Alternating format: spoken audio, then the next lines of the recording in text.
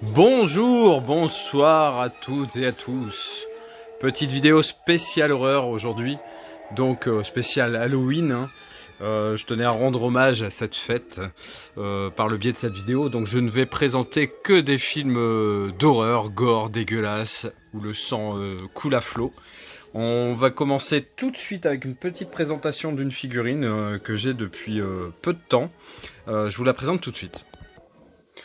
Donc il s'agit de cette figurine type Bobblehead d'Alien qui est vraiment super chouette. Je sais pas ce que vous en pensez. Elle est très bien finie. Vraiment chouette. Super content de l'avoir. Alors j'ai rajouté un petit peu de slime et en vieillissant le slime est devenu moins fluo, donc beaucoup plus réaliste. Et ça a fait deux filets comme ça, donc c'est vraiment parfait avec la gueule du xénomorphe. Voilà, qui est sorti. Et franchement, je trouve ça top. Je sais pas ce que vous en dites, ce que vous en pensez, mais moi j'aime beaucoup. Alors on va rester dans le thème pour la première présentation avec ce steelbook magnifique Film Arena qui vient via Blue Cats, je crois d'un pays de l'Est, je sais plus lequel, je vais pas dire de bêtises. Il est franchement de folie. Alors il est limité à 1000 exemplaires non numérotés. Il y a absolument tout sur ce steelbook, tout ce qu'on a envie. Hein. Il y a un bord cadre. Le xénomorphe est en relief et couleur métallique, et le titre pareil est en relief. Il est absolument magnifique. Franchement, je suis super content de l'avoir. Donc Sigourney Weaver, Ripley à l'arrière. L'artwork, je vais pas l'ouvrir d'une main, je vais faire des conneries. Il est très simple, honnêtement. Rien d'exceptionnel pour l'artwork. Mais voilà, il va trôner forcément super bien dans mon coin dédié à Alien. Donc voilà, ça c'était la première présentation, le premier objet. J'espère que ça vous plaît. Ensuite, on continue dans du lourd. Hein. De toute façon, il va y avoir que du lourd, enfin du lourd pour moi, hein, j'espère pour vous aussi. Avec ce Candyman de Clive Barker. Vraiment excellent. Enfin, c'est un film de Bernard Rose et c'est...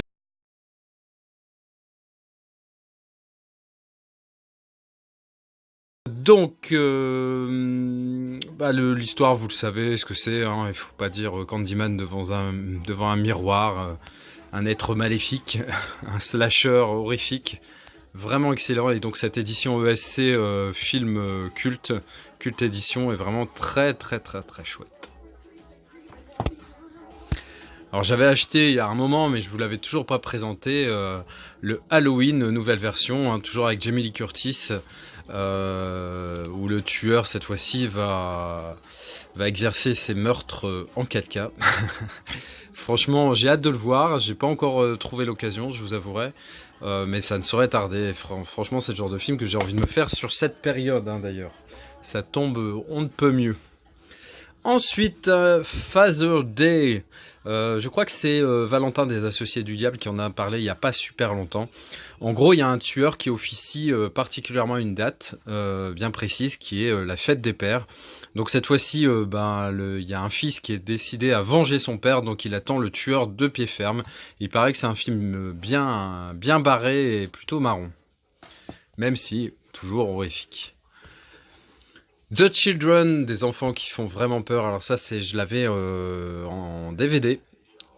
C'est des familles qui se réunissent dans une maison de campagne pour célébrer les fêtes de Noël, un havre de repos pour les parents. Mais en fait, les enfants vont être en proie à un mal mystérieux qui va les transformer en tueurs fanatiques et très motivés. Hein.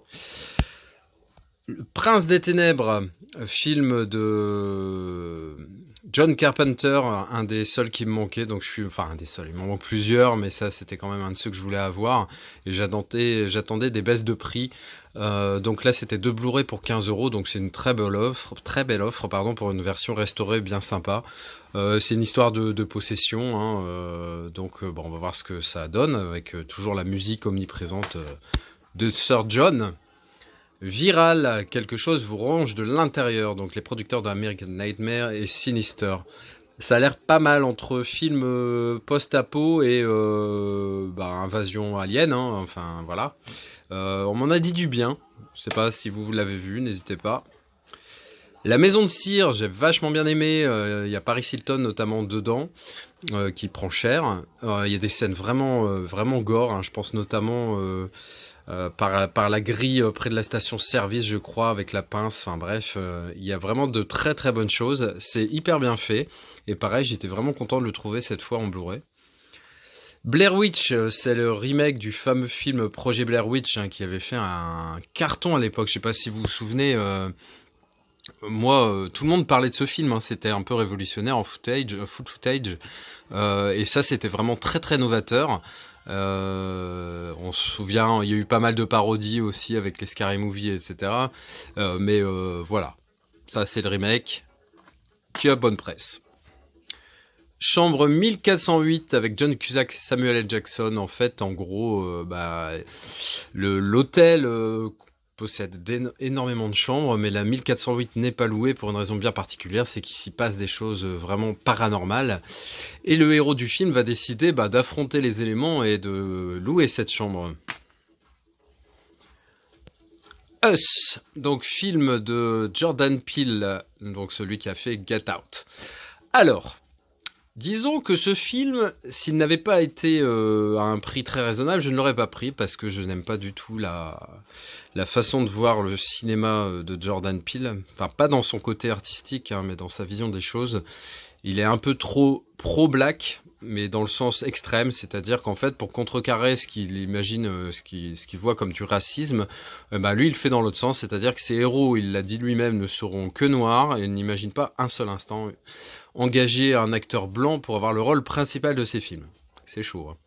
Donc voilà, pour ce petit point, ça m'agaçait beaucoup et j'avais dit, ouais, il n'est pas question que je dépense de l'argent pour ce film. Là, je l'ai eu à 4,99 €. Je l'avais vu en dématérialisé, il est très correct. Hein. Moi, je suis quelqu'un de tolérant, contrairement à lui. Et donc, moi, j'ai bien aimé Us. Même si j'ai préféré Get Out. Mais ça reste un bon film avec comme toujours, un peu un changement total d'histoire à la fin avec une surprise. Hein, et c'est plutôt bien fait et c'est ce qu'on attend généralement. Hein. On n'a pas envie de fin convenue avec les happy end et compagnie. C'est bien quand le mal gagne. The Grudge avec Sarah Michelle Gellar, donc c'est un truc qui se passe au Japon, donc une maison qui cache l'un des plus gros fléaux qui a existé, donc une possession absolue. Alors c'est pareil, le petit garçon, quand je le vois comme ça, je pense tout de suite à Scary Movie, donc faudra que j'ai une autre approche, hein, parce que sinon le film va pas forcément me terrifier.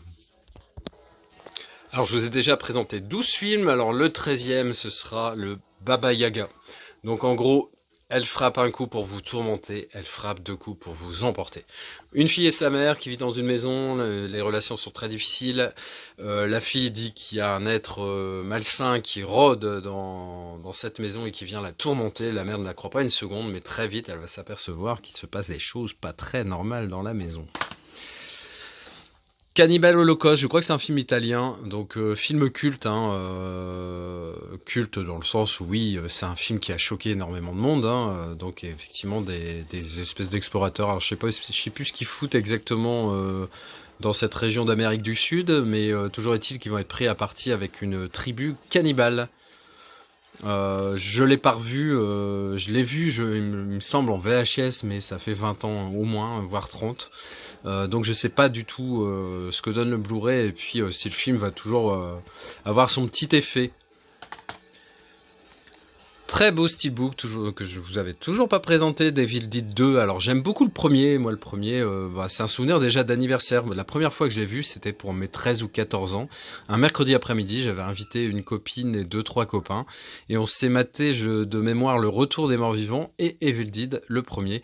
Et ça nous avait carrément traumatisé. Moi pendant quasi un an, quand je devais raccompagner mon copain le soir qui habitait au bout de la rue, je revenais en courant parce que si j'avais le malheur de penser à ces films.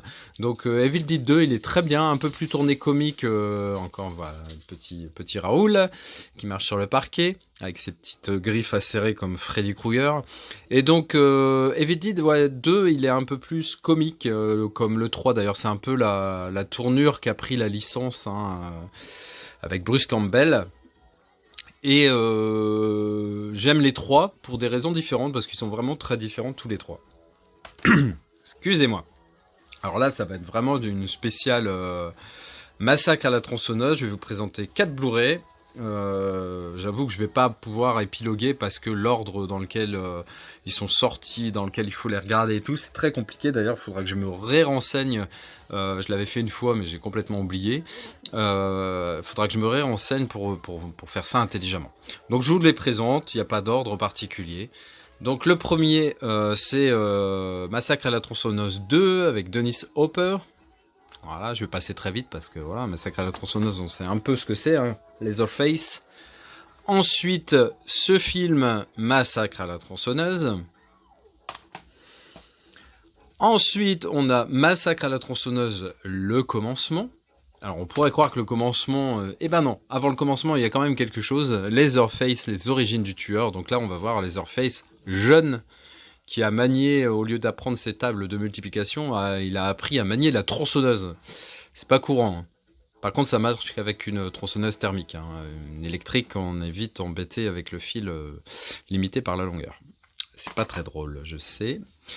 Ensuite, Long Weekend avec Jim Caviezel. Donc un peu, ils disent entre les réalisateurs de Mortal Saint-Valentin et Urban Legend et dans la lignée de Wolf Creek et Hidden Lake. Ils savent utiliser les standards et les très grands films du genre, quoi, pour nous appâter. Et il paraît qu'il est bon. Alors en gros, c'est un couple qui va passer, qui veut passer un week-end dans la nature et puis surtout se retrouver un peu parce que ça marche pas trop leur couple. Mais ils vont s'introduire dans un endroit qu'ils n'auraient pas dû et la nature, la flore et la faune ne va pas accepter leur présence. Alors est-ce qu'ils vont s'en sortir l'un ou l'autre, ou les deux, ou aucun? Ça, vous le saurez en regardant le film.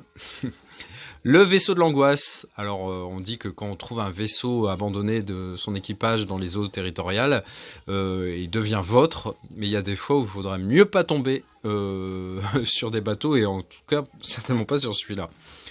February, c'est une histoire de plus ou moins de possession. Hein. C'est deux copines qui sont dans une espèce d'école un peu reculée.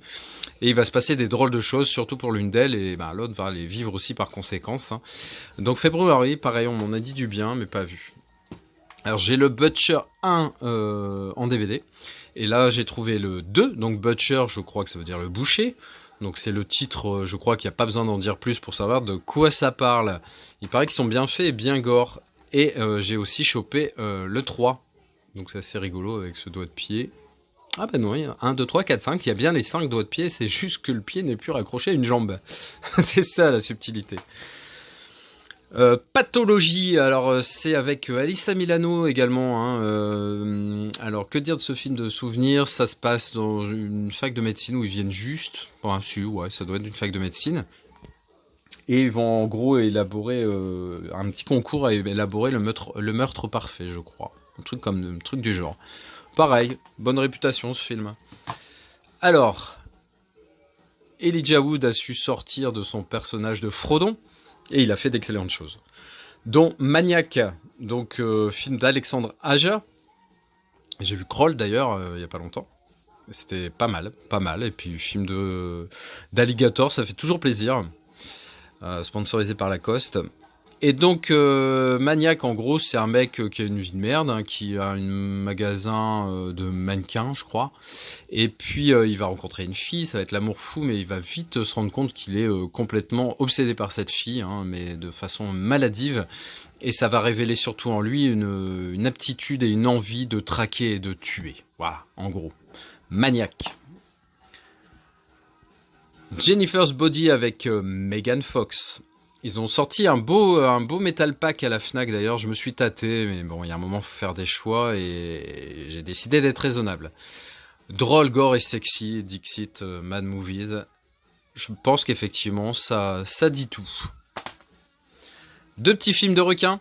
Donc The Reef, hein, que j'avais en DVD, qui est bien sympa. C'est pas tout à fait dans l'esprit des Dents de la Mer ou encore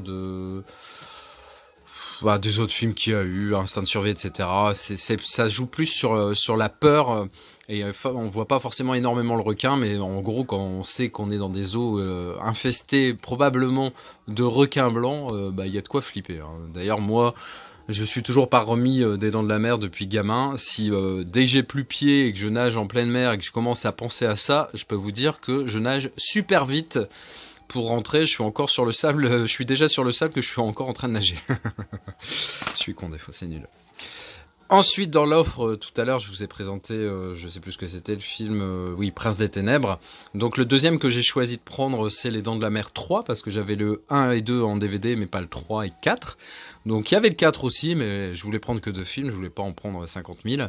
Donc j'ai pris Les Dents de la Mer 3. Alors ce qui est pas mal dans celui-là, c'est qu'il y a quand même encore un bon casting avec notamment Dennis Quaid et Louis Gossett Jr. Donc Les Dents de la Mer 3, j'ai pas trop de souvenirs, je crois que ça se passe dans une station balnéaire ou un parc aquatique, je sais plus trop, mais c'est pas mal. Ça vaut pas le premier, ça c'est évident. Ensuite, il va y avoir 3 DVD, donc Alice s'est tuée ou être tuée. Ça a l'air bien barré aussi, hein, donc un thriller à l'atmosphère sombre et visqueuse, une véritable descente aux enfers. Donc vous me direz si vous l'avez vu, moi ce film m'a intrigué, il était, je sais plus, 1,99 € au cash, je me suis dit, allez zou, je crois que c'est un film français. Hein. Et ensuite, la dernière chose que je vous présente, c'est ce coffret qui était en vente à Noz à 1,50 € je crois, ou 2,50 €, mais je crois que c'était 1,50 €. Donc avec l'excellent Bruce Campbell, avec 2 films, Booba Otep et My Name is Bruce. Donc je suis vraiment ravi. Je les avais déjà en DVD, mais dans des états pas terribles. Et puis là, le coffret est quand même bien plus joli que 2 DVD qui se baladent. Donc voilà, je suis ravi. Alors j'espère que cette vidéo vous a plu. N'hésitez pas à commenter, à liker. Et moi, je vous souhaite un très joyeux Halloween. Allez, ciao.